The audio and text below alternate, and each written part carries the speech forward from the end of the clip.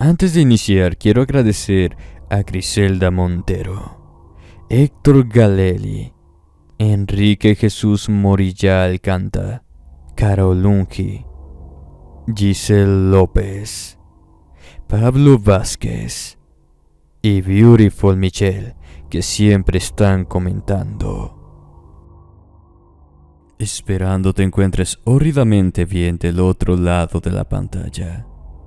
Te invito a ponerte cómodo, olvidarte del día a día, del trabajo tan rutinario, del estrés. Escucha estas historias que espero sean de tu agrado. Ponte cómodo, apaga la pequeña luz de tu habitación. Comenzamos. En la montaña, basado en un hecho real por Rigo Fuentes. Muy buenas noches a todos. Me encantan este tipo de canales porque puedo imaginarme paso a paso la historia y quisiera compartir la mía. Esto me sucedió cuando me encontraba de excursión en la Sierra de Durango con un grupo de amigos. Somos senderistas y nos gusta adentrarnos a terrenos donde son pocos los seres humanos que han llegado a ver las maravillas naturales. Nosotros nos esforzamos por encontrar esas cosas. En este tenor, es usual que nos tome un par de días de excursión llegar hasta el punto donde vamos. Y como el país está algo inseguro, pues de entrada comunicamos todos nuestros movimientos a un contacto de una compañía de seguridad para que puedan monitorear nuestro avance. De ahí en adelante nos movemos con precaución, siempre buscando las cosas extrañas que nos pudiera tocar ver. No entiendo si es porque estamos muy lejos de cualquier zona civilizada, pero en más de una ocasión hemos visto luces en los cerros, movimientos extraños en la oscuridad que insinúan seres. Pero lo más extraño que me ha tocado ver es a un ente de gran tamaño que nos seguía de cerca, observando por la noche. Era por ahí de agosto. Había lluvias, pero no como en julio, como para preocuparse. De forma que podíamos mantenernos en el camino sin demasiada novedad. El primer día pasó sin incidentes, pero cuando ya nos encontrábamos por el interior de la sierra, pudimos sentir cómo desde la mañana había algo que nos seguía. No podíamos decir que alguien alcanzara a verlo.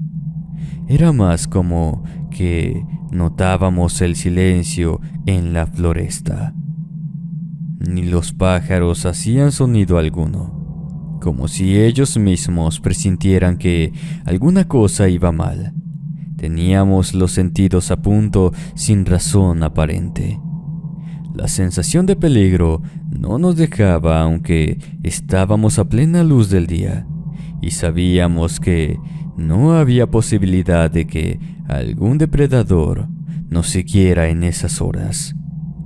Además de que esos seres tendían a abstenerse a nuestro alcance si podían, debido a que no les era cómodo estar cerca de los humanos que ya ubicaban como un peligro potencial.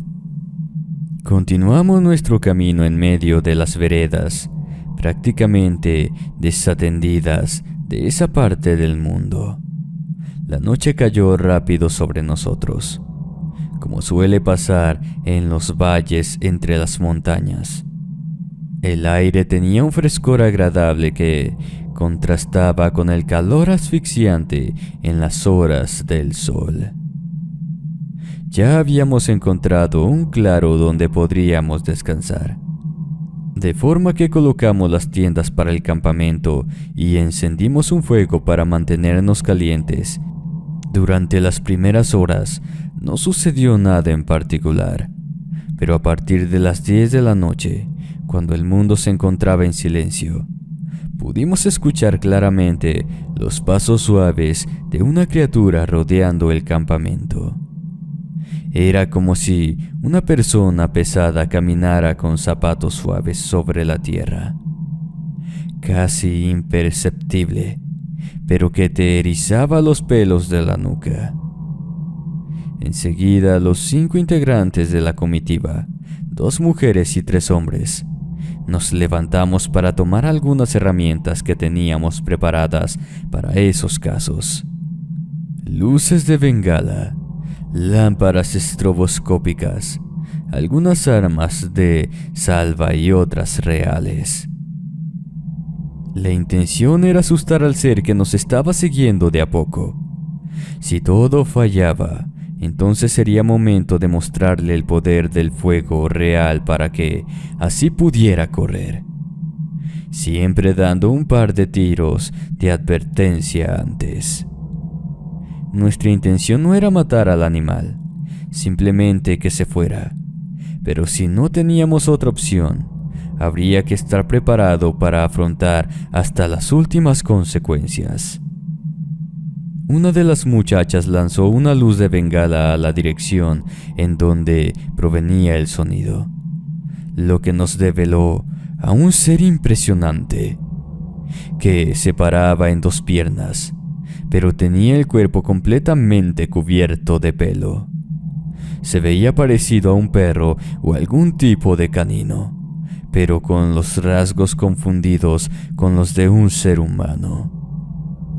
El guía entonces nos dijo que nos quedáramos cerca, las mujeres en el centro, que hiciéramos un círculo. Dijo en tono serio que eso era un nahual, que seguramente venía a robarse a alguna de las damas para llevársela a su aldea. Nos asustamos bastante, así que dejamos las armas de advertencia en el piso y sacamos las 2 de fuego que teníamos y los cuchillos de caza que todos cargábamos. El ser dio vueltas a nuestro alrededor, tratando de confundirnos. A la primera intención de lanzarse sobre las chicas, uno de los compañeros le disparó 2 veces. Ambos tiros aterrizaron sobre el muslo del ser, logrando que un chillido agudo nos aturdiera. Este se recuperó antes que nosotros, al menos el tiempo suficiente como para tratar de saltar encima de mi novia e intentar llevarla al monte, pero por fortuna ella no se amilanó y con el cuchillo le metió 2 buenos cortes en el pecho que lograron que la situación cambiara. La sangre le chorreó en el rostro, pero al menos el nahual se fue arrepentido a la oscuridad de donde salió. El guía nos dijo que por esa noche todos estaríamos de guardia y a la primera luz nos iríamos de regreso a la civilización. Así lo logramos. No creíamos que realmente hubiera pasado eso, pero como prueba quedaron las ropas de mi novia cubiertas de un líquido negro y pastoso que no tenía mucha apariencia orgánica, pero lo era. No volvimos a transitar por esa zona, y el guía la marcó como un terreno peligroso para hacerlo, de forma que creo que nadie más se encontrará con ese tipo de peligros. Recuerden ir siempre bien aprovisionados a la naturaleza. Nunca se sabe qué podríamos encontrarnos. No eran coyotes. Basado en la experiencia real de Mariana Saavedra. Buenas noches, mi nombre es Mariana y tengo 20 años. Quisiera contarles una historia que me sucedió en el rancho de uno de mis tíos, mientras pasábamos una temporada por ahí. Debido a un incendio en mi casa, por un mes tuvimos que pedir prestada una casa de campo a uno de los parientes de mi mamá. Él nos dijo que con gusto nos la prestaba, ya que no había nadie usándola. Había estado medio sola por años. solamente con visitas semanales por parte de mi tío para medio cuidar algunas parcelas de siembra que se tenían. Era más una cuestión de conservar la tierra a que realmente fuera a tener ganancias de eso. Cuando llegamos, él nos acompañó. Nos dijo que tuviéramos cuidado porque había unos coyotes por el cerro que a veces se ponían a aullar en las cercanías. Así que al anochecer más valía que estuviera todo cerrado para prevenir cualquier cosa. Mis papás siguieron al pie de la letra las instrucciones y no más anochecía. Ya estábamos todos guardados como gallinas. Claro, eso para mis 15 años ya era demasiado. Si de por sí era raro tener que estar ahí con todos, en apenas 2 cuartos. Uno para mis papás y en el otro para mis 2 hermanos y para mí. No me animaba a hablar bien con mi novio en ese sitio tan concurrido. Soporté una semana sin marcarle, pero una velada ya no pude más. Esperé a que mis padres se durmieran para luego abrir una de las enormes ventanas de esa casa vieja y esconderme entre las matas de bugambilia para hablar con mi amor del momento. Estaba por comenzar la plática. Ya sonaban los tonos del timbre, cuando creí escuchar algo en la oscuridad. Colgué y me puse atenta en la noche. En días anteriores no habíamos escuchado aullidos ni nada, así que estaba confiada hasta cierto punto que no sería un animal agresivo. Pero una de las lámparas exteriores de la casa, que siempre se quedaba prendida para espantar a los coyotes y demás, hizo que varios pares de ojos se reflejaran en la oscuridad. Si de por sí los coyotes me hubieran sacado un buen susto, verlos de pies en 2 patas avanzando en mi dirección no hizo más que ponerme a gritar del horror. Tiré el teléfono por reflejo en su dirección, pero los seres lo esquivaron sin mayor cuestión. El corazón me latía como loco. No tenía forma de salir de ahí porque mis sentidos estaban sobrecargados y en pánico. Doy gracias a Dios porque mi papá escuchó todo y se levantó con el rifle en mano. Corrió en dirección a la ventana, la abrió de un golpe y sin mediar palabra comenzó a disparar a esa decena de ojos amarillos que se encontraban a la altura de una persona promedio. Creo que le dio a un par porque un gemido de dolor salió de esa masa de seres, que luego se disiparon de la misma forma discreta en que habían acudido a verme. Enseguida mi padre me levantó del brazo y del cuello de la camisa para luego meterme a la casa de un solo movimiento fuerte, propiciado por la adrenalina que ya corría por sus venas. Una vez al interior de la casa, me dio una buena regañada y no volví a hacer eso. A la mañana siguiente, no encontramos mi teléfono por ningún lado, pero cuando marcamos al número, sí daba línea y una persona lo contestó, para luego colgar. Lo que no nos dejó dudas sobre la naturaleza paranormal de esos animales, o mejor dicho, personas que podían cambiar de forma. El jaguar, basado en la experiencia real de Casimiro Loreto. Buenas noches. Soy parte de un grupo de espeleología, que somos personas que nos gusta andar por las cuevas para ver los distintos sistemas que tienen y las maravillas naturales que se esconden ahí.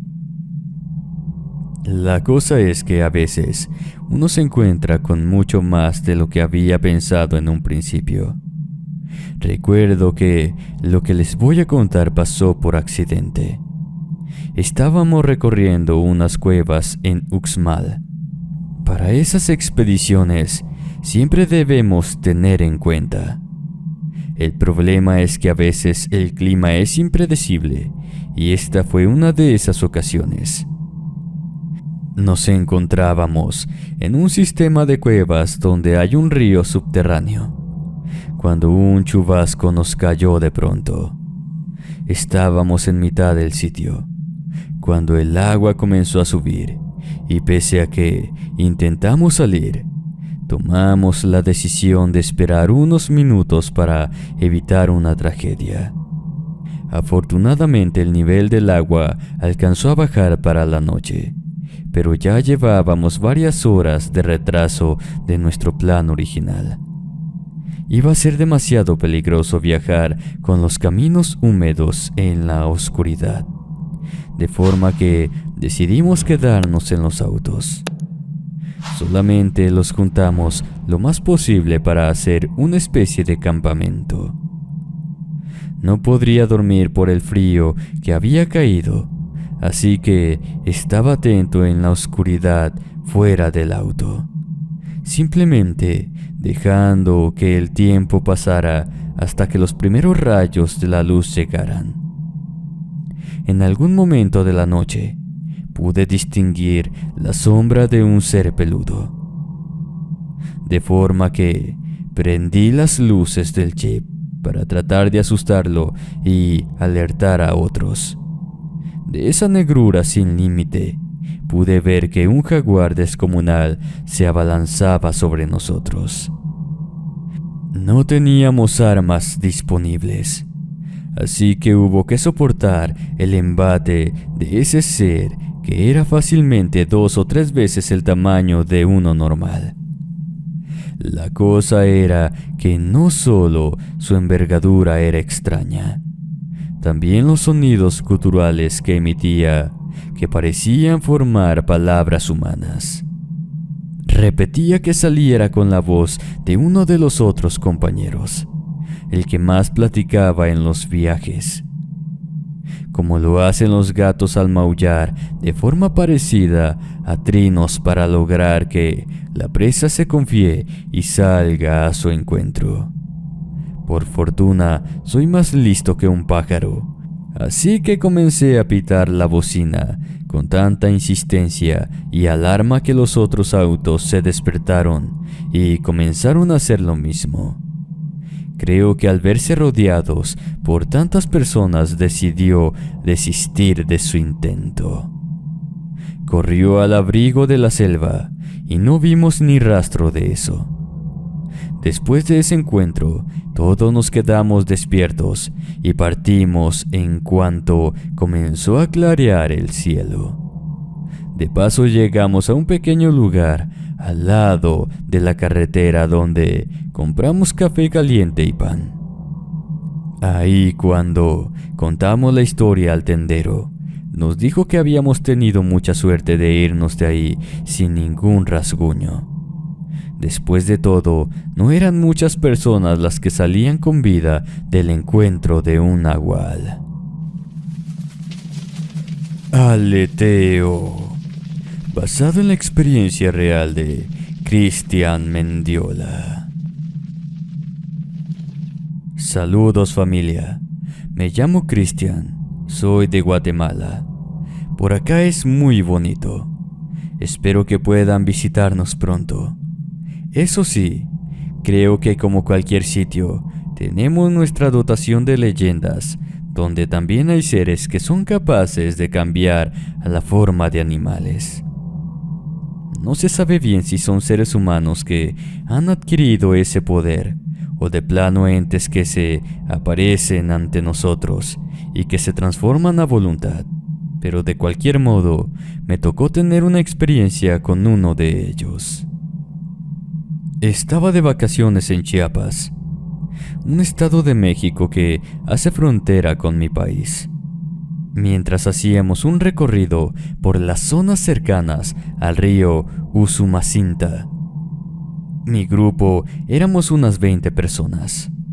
Comenzamos a escuchar unos aleteos bastante fuertes sobre nuestra cabeza. Era como si un águila enorme nos estuviera acosando desde el cielo, y efectivamente al voltear sobre nosotros, la pudimos ver. Con unas alas que al menos tenían un par de metros de tamaño. Sus gritos que podían escucharse resonando en nuestros oídos, aturdiendo a las personas con continuación más débil. Como si supiera de qué se trataba, el guía nos llevó inmediatamente al abrigo de los árboles y nos pidió guardar silencio. Una vez que pasó la bestia, que no se portaba de forma común sino que gritaba con una voz parecida a la de un ser humano, se posó en la tierra para encontrarnos, rebuscando entre las matas, pero sin poder ubicarnos bien. Afortunadamente el guía, que era indígena, nos ayudó a escondernos perfectamente. Cuando partió, le preguntamos al hombre qué había pasado. Él nos explicó que ese ente era algo que en su país se llama nahual. Probablemente uno que se había vuelto loco y que no podía volverse a transformar en persona aunque quisiera. Pero por lo mismo se encontraba buscando a los seres humanos que pudiera, para tratar de comunicarse con ellos, que lo ayudaran a regresar a ser un ser humano. Añadió que, sin embargo, una vez que un brujo nahual ha pasado demasiado tiempo como animal, era casi imposible que volviera a su forma, a menos que otro de los hombres de su tribu hicieran un rito específico para liberarlo. El problema es que cada vez hay menos de esos seres en el mundo. Nadie sabe por qué, o si no es que hay pocos, quizás han aprendido a esconderse mejor entre nosotros, a convivir de forma más efectiva en las urbes, disfrazados de seres comunes. Sea cual sea la verdad, nos recomendó que, en caso de encontrarnos con un animal descomunal, tratáramos de huir, a menos que tuviéramos a disposición armas de plata pura, que son las únicas que pueden dañar a ese tipo de entes.